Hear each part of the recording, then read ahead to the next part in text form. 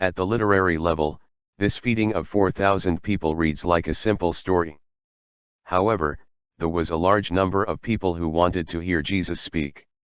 Jesus wanted to ensure that they were not hungry, so he feeds them. The story is simple.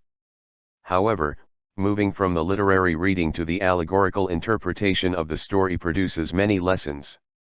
The food is symbolic of spiritual lessons.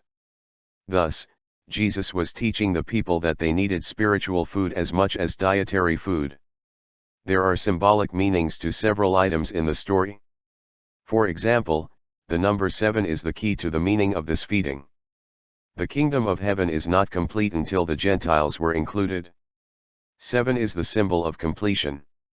Jesus' work in saving humankind is not complete until all the people of the world are included.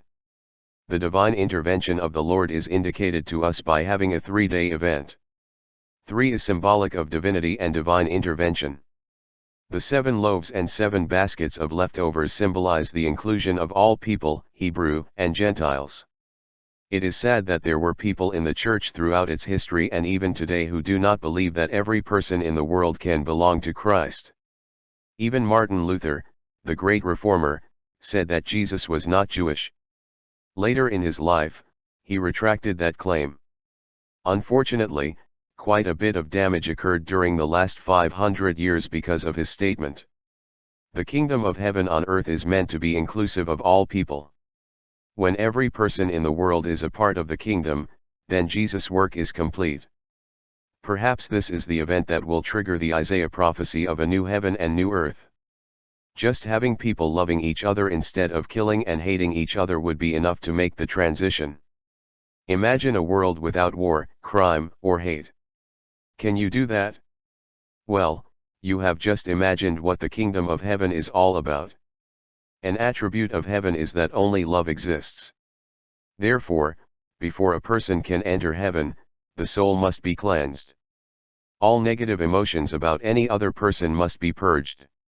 The Zohar says that a person will go to Abaddon for a period to be purified for heaven.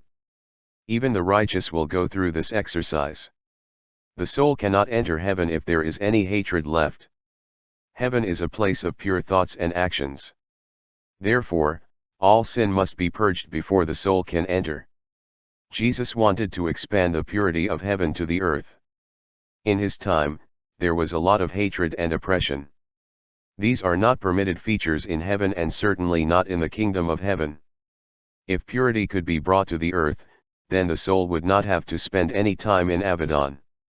A post-death purification would not be necessary. Thus, souls could move on to heaven more quickly. Also, the problems of earth would fade into dust if everyone learned to love one another. Jesus shared the spiritual food necessary for the world to become the kingdom of heaven on earth. Read his words in the Bible, and if you live by them, you will bring yourself one giant step closer to heaven. May the Lord bless you in your learning and studying of his word.